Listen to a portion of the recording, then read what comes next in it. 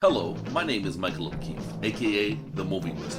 If you enjoy this interview and want to hear more top-notch film industry conversations, please press the thumbs up, subscribe to this channel, and hit the bell to stay in the know. Hello, Bent Hammer and Pål Hagen. How do you approach someone about the death of a loved one, like Pål had to do in your movie, The Middleman? It's a good question.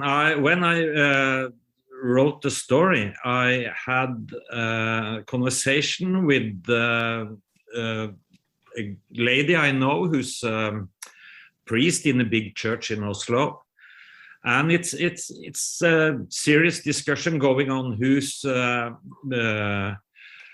prepared for doing that and who should do it. Is it the police? Is it the priest?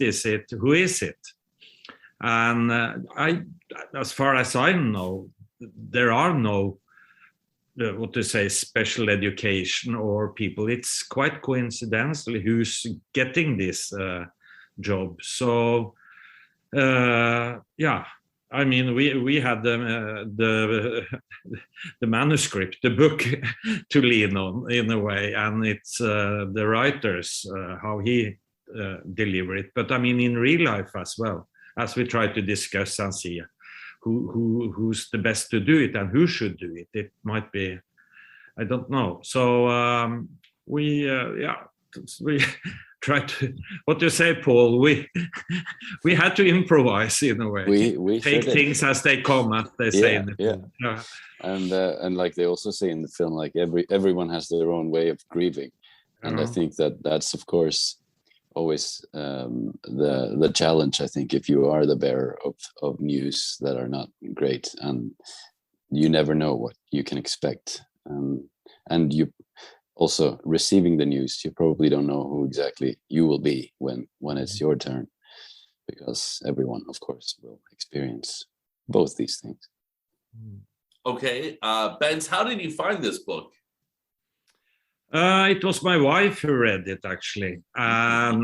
She, reading a lot of books, but when it came to this one, she said and I think it was this, because it's 3 different parts in the book. So this story, The Middleman, is just one part. It's the middle part, but it's, it has an ending and a start and an ending.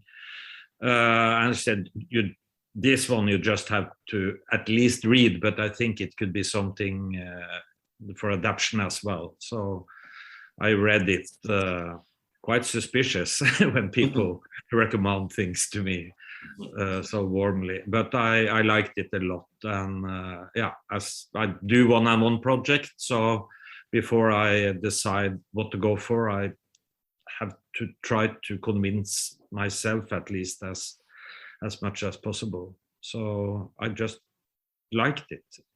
It's a kind of mystery also. There are so many layers in it, which I also like. So how did you find in the writing process, was it difficult to adapt the novel, to trim things out, to make it cinematic? Tell me about adapting a novel to the screen. I have no method, I would say. Of course, it has to be a beginning, a middle, and an ending. And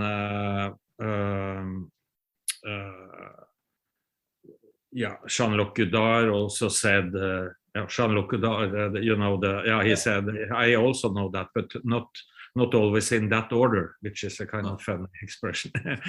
I think of course I have that in I just have it in my blood and know that. So I don't think too much about the structure, but I would say always just start from page 1 and write scene 1 and pick out what I think should be there and what I like, and to structure the story as good as I can. So I have no method. More or less. It's like that. All right, Pål, what were your initial thoughts during the first read of the screenplay? I think the script was very, very good, and it's not always the case. I read a lot of scripts, I can tell you.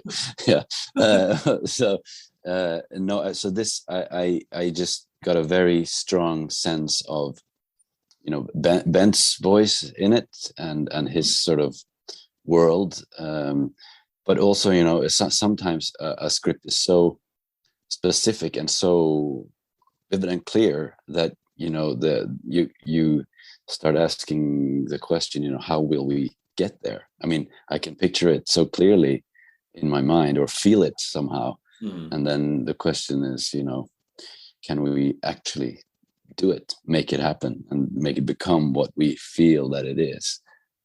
So it was a very, very, very good read, and it's funny and sad and all those things that you want it to be.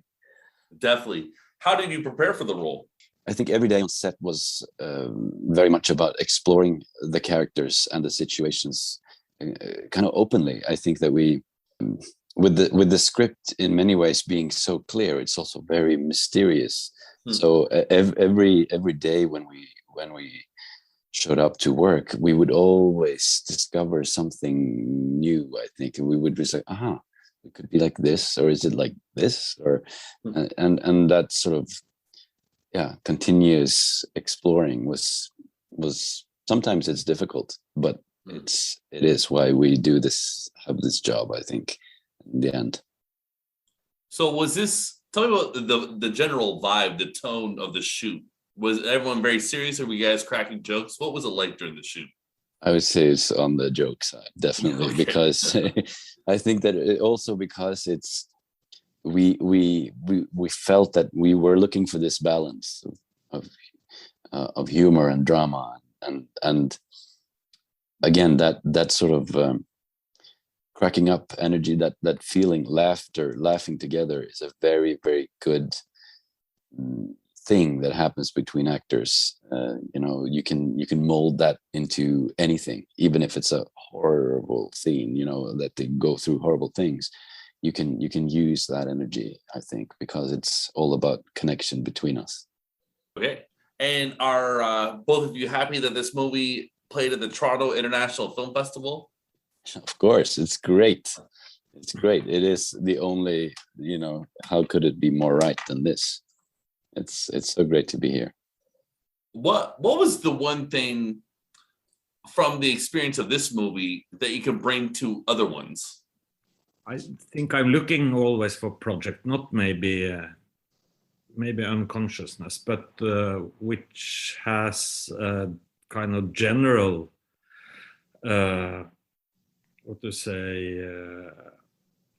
message is wrong, but that there is something general about it, even if the setting is very specific. But hopefully, I mean, people are people, and that you recognize something universal. And if that's to the extent that is true, you can always bring it with you, and brought it with you from the other projects, and bring it with you to your next project. That's what I hope for, at least. And I think this specific story from the Rust Belt, from the Midwest, or wherever, I mean, where people are struggling. It's not only in the US or Canada. I mean, it's all over, and people have losing their jobs, and all the factories closed down. And I mean,